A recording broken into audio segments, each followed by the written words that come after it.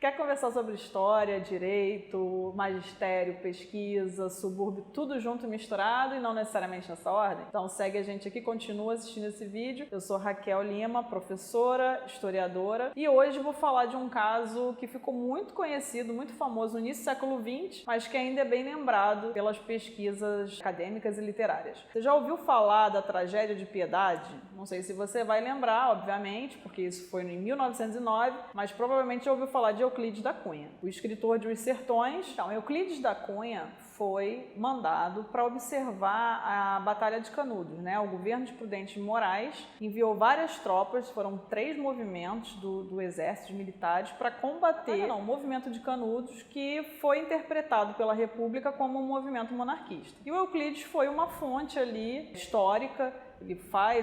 Todos os relatos mandava para os jornais do Rio de Janeiro, que era a capital do momento, e aí todos esses relatos unidos deram origem a um livro chamado Sertões, e o Euclides é super conhecido aí na literatura por conta disso. Mas a vida pessoal do Euclides era uma vida um pouco conturbada. Vamos lembrar que final do século XIX e início do século XX, a gente ainda tem uma mentalidade onde os homens, hoje em dia a gente chamaria de um machismo exacerbado, mas naquela época os homens ainda tinham aquela mentalidade de serem tutores das esposas, né? As mulheres pouquíssimo trabalhavam, poucas sabiam ler e escrever, a não ser aquelas que iam em escolas de mulheres, que as famílias tinham condições de bancar esses estudos. E o Euclides se casou, no início ele também era militar, e se casou com Ana. Vai ficar conhecida como Ana da Cunha, posteriormente conhecida como Ana de Assis. Esse casamento, a Ana era muito jovem, também era filha de militares, se casaram, mas o casamento deles sempre foi um casamento um pouco conturbado. Isso porque o Euclides sempre era destinado a viagens para o interior do país e a Ana ficava muito tempo sozinha. Chegou um ponto de Ana da Cunha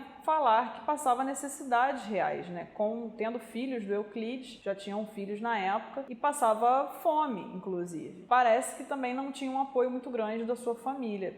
Isso dá pra gente compreender porque o pensamento da época, da virada do século XIX para o século XX, ainda era aquele pensamento muito patriarcal, muito conservador, onde o homem tutoriava sua esposa. E a partir do momento que ela casa, ela sai da responsabilidade paterna. Então, um casamento muito conturbado, onde Ana reclamava muito, falava que passava necessidade, e numa determinada época da sua vida, ela vai morar numa pensão das tias, de familiares do Euclides da Cunha, para poder ter esse apoio aí. E nesse local, ela vai conhecer um rapaz, 16 anos mais novo que ela, conhecido como Dilermando de Assis, um aspirante a militar do Rio Grande do Sul, que veio para o Rio de Janeiro e lá se hospedou. Esse romance vai acontecendo muito dentro desse contexto que o Euclides ficava meses, às vezes anos, fora de casa por conta de suas viagens, e chega ao ponto que Ana, que já tinha um filho do Euclides, no relacionamento com o Dilermando, ela acaba engravidando dele. É curioso porque o Euclides, quando volta para casa, a Ana já está grávida, a criança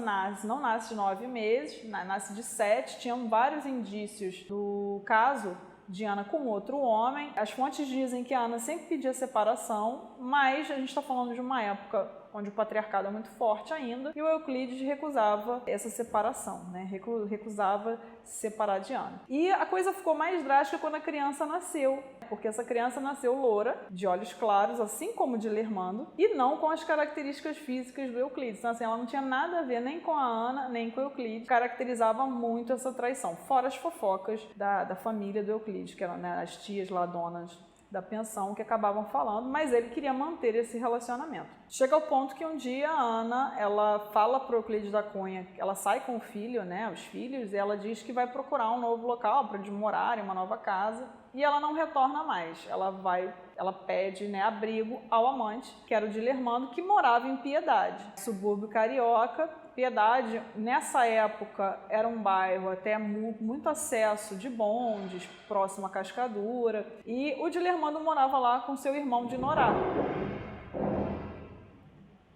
Muito barulho, espero que o microfone não tenha captado. Então, a Ana vai para casa do Dilermando, em Piedade, que morava com seu irmão de Norá. Na época do romance, o Dilermando tinha 21 anos e ele era do exército. O seu irmão Dinorah estava na Marinha e era jogador de futebol. E aí, em agosto de 1909, se eu não me engano, dia 15 de agosto de 1909, o Euclides, vendo que a esposa não volta para casa, vai procurar ela na casa da mãe dela, que também não está lá, ele dá aquele start e ele imagina, bem, ela só pode estar na casa do amante. E ele sabia, né, do relacionamento, apesar dele negar. Então, assim, ele vai direto para casa do Dilermando, em Piedade, na antiga estrada de Santa Cruz. E ele fala, as testemunhas dizem que ele falava que ia para matar ou para morrer. Então ele ia lavar a sua honra. Eu vou fazer aqui, abrir um parêntese para falar de um tema que eu já tinha falado em vídeos anteriores e eu já comecei a falar aqui nesse próprio vídeo, que é a questão da submissão das mulheres, né, sobre seus maridos e sobre também seus pais. Então a gente vive numa época ainda, apesar do Código Civil ainda não tinha saído, né, apesar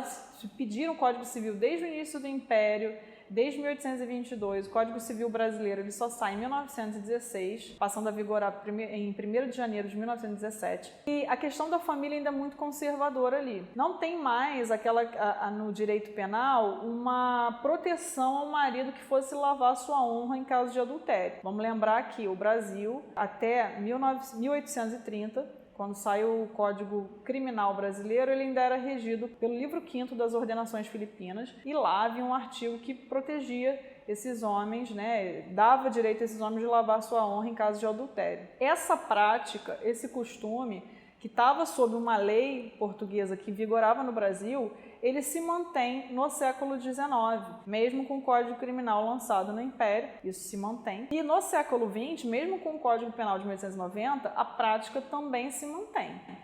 Já falei para vocês aqui, se eu não falei, estou falando, daquela novela Gabriela, que mostra muito bem isso. Tinha o personagem do coronel que acaba assassinando sua esposa e o amante em ato ali, ele pega em flagrante e ele faz isso para lavar a sua honra. Indo em julgamento, ele acaba sendo condenado porque a gente já está falando do início do século XX. A legislação ela já estava em mudança, em transição. Mas até hoje a gente ainda tem essa mentalidade patriarcal machista muito em voga na sociedade, tanto que os casos de feminicídio são muito grandes. Então, o Euclides da Cunha, ele está ali nesse mesmo contexto em 1909. Ele está ali, né, um homem que já tinha um certo reconhecimento como escritor, como jornalista. Ele não queria deixar que a mulher se separasse, né? Isso era um escândalo. Muito menos que ela fosse morar com seu amante. Então, ele vai disposto ou a matar esse amante ou mesmo a morrer para lavar sua honra. E é assim que acontece. Ele bate na porta de casa. O Dinorah, que era o irmão do amante, o irmão do Dilermando, abre a porta, fala para ele esperar, mas ele já sobe com a arma na mão, já disposto a matar o Dilermando. E assim ele faz, ele já atira, antes mesmo de abrir a porta, ele sobe, vai no quarto do Dilermando, atira, mas o Dilermando lá dentro, que já tinha entrado também para pegar sua arma, o Dilermando era campeão de tiro, militar, que sabia atirar muito bem, mesmo de dentro do quarto e tendo tomado alguns tiros, o Dilermando também atira e consegue acertar o Euclides. Nessa troca de tiro, o próprio Dinorah, que era irmão do Dilermando, também é atingido. E o Dinorah, que além de ser da Marinha, era jogador de futebol. Então isso vai, anos depois, afetar drasticamente a carreira do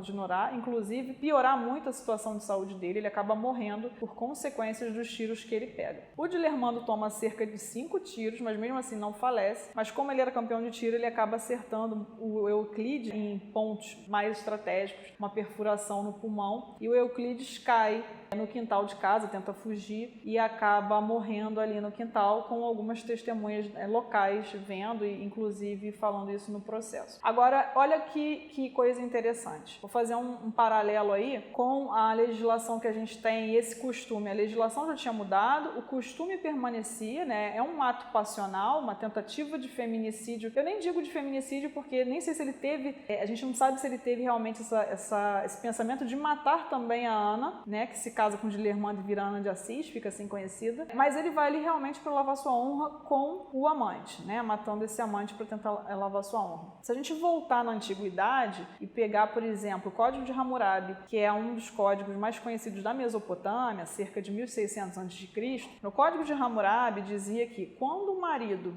saísse de casa por questões de guerra ou por questões de viagem de trabalho, e ficasse muito tempo fora e não desse nenhum meio de subsistência para sua esposa, e ela, essa mulher, né, sem meios de se manter, acaba conhecendo outro homem, casando e indo morar com ele, essa mulher está absolvida. Então a gente está falando de um código da antiguidade, né, de quase 4.000 anos, que naquela época relativizava os fatos. E quando a gente vem para um código português já da era moderna, indo para uma era contemporânea, esse código não relativizava. Isso porque a gente tinha uma influência muito grande do moralismo cristão, onde o casamento era indissolúvel, né? O casamento realizado na terra, ele estava interligado no céu. Então esse caso aí do Euclides é um caso muito interessante de se analisar, por conta que está nesse período de transição, né? E o feminicídio até hoje é um crime que, não sei se a mídia tem divulgado mais, tem contabilizado mais, mas é um crime que a gente vê que não diminui, né, os seus índices, pelo contrário, ou eles se mantêm ou eles aumentam. Então a gente vive num período de transição,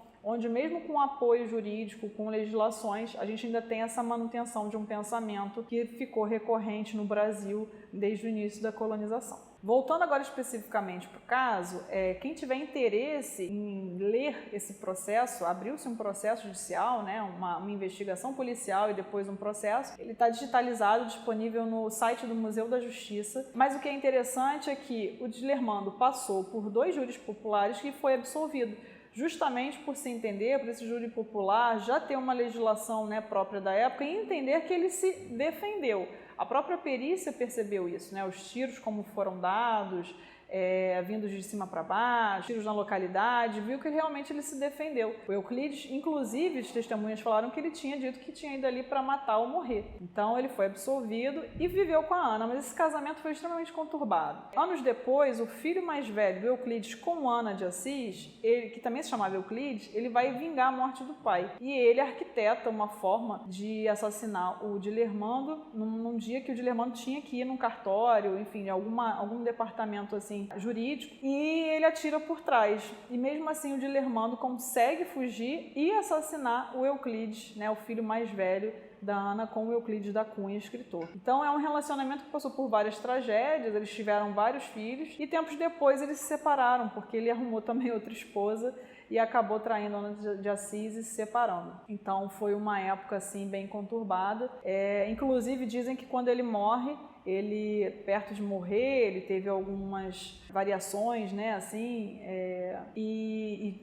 mostrou-se muito arrependido de tudo que tinha feito com Ana de Assis. Então foi um caso realmente trágico que aconteceu em Piedade. Outros casos aqui eu vou tentar trazer, mas eu quis fazer esse panorama mesmo de ligação entre um contexto social e jurídico da época e um caso acontecido no subúrbio carioca e também com a personalidade. Vou deixar aqui para vocês aqui nas descrições alguns livros que falam desse caso, o próprio site do Museu da Justiça que traz não só o processo judicial onde Dilermando foi inocentado, mas também o inventário de Euclides da Cunha e alguns livros que vão falar aí, inclusive de filhas do Dilermando, uma filha do Dilermando que escreve sobre o caso. A gente sabe que um objeto histórico, ele tem várias formas de observação aí do caso.